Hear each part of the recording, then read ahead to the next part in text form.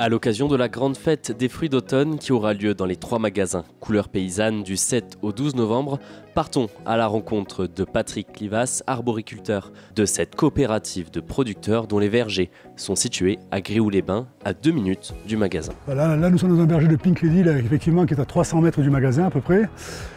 Et voilà, c'est un verger qui est cultivé éco-responsable et qui est aussi en haute valeur environnementale. Donc voilà, on a ces cahiers des charges qui nous limitent dans beaucoup de choses, mais qui garantissent aussi une qualité, une qualité de fruits sans reproche. Là par exemple, vous avez un verger qui est en 6e feuille, donc, ou 7e feuille d'ailleurs, et qui, écoutez, on plante ça. Les 2 premières années, on garde aucun fruit pour que les arbres se développent le mieux possible. Et à partir de la 3e année, en général, on commence à charger petit à petit, on monte en rendement, voilà, pour pas bloquer les arbres, pour ne pas les faire trop forcer quand ils sont jeunes. Et puis voilà, quoi, on suit ça de près.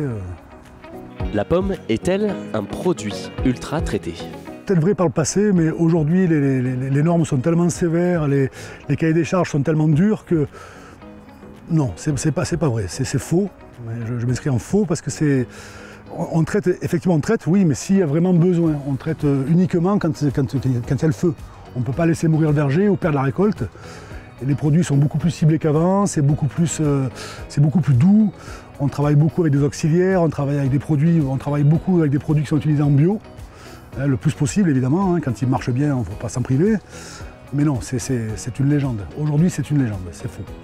Je ne pèle absolument pas les pommes. Il me dit d'ailleurs, même mes enfants, quand ils étaient petits, on leur a toujours donné des fruits comme ça avec la peau, nature. Et je pense que si j'avais eu le moindre doute, je n'aurais pas empoisonné mes enfants. Chez Couleurs Paysannes, on trouve plus d'une douzaine de variétés. Mais Patrick en cultive 2 spécialement pour les clients et clientes de Couleurs Paysannes. On fait 2 variétés pour Couleurs Paysannes. On fait des dalinettes, choupettes. En fait, c'est un fruit, c'est une pomme qui est assez récente, et qui a vraiment des très belles qualités gustatives, très intéressantes.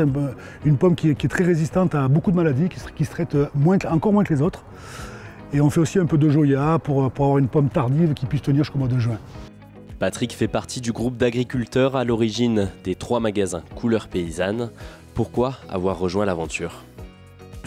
On trouvait ça sympa de pouvoir vendre des fruits à des gens qu'on voit, et non pas comme avant où tout partait dans des coopératives et partait dans la grande distribution. On n'avait aucun contact avec les gens qui consommaient nos fruits.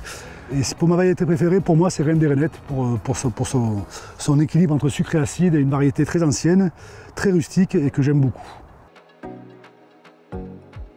Mais la fête des fruits d'automne, ce sont aussi les poires, les raisins et les châtaignes issus des meilleurs vergers de Couleurs Paysannes. Une fête qui va se dérouler du 7 au 12 novembre. Tout ce qui est fruits d'automne, pommes, poires, noix, châtaignes, et par la suite nous allons aussi avoir des noisettes. On aura des promotions toute la semaine, les producteurs seront là, ils vous présenteront leurs produits, leurs recettes, et puis nous de toute façon toute l'année nous proposons aussi des recettes sur tous les produits que nous avons dans le magasin.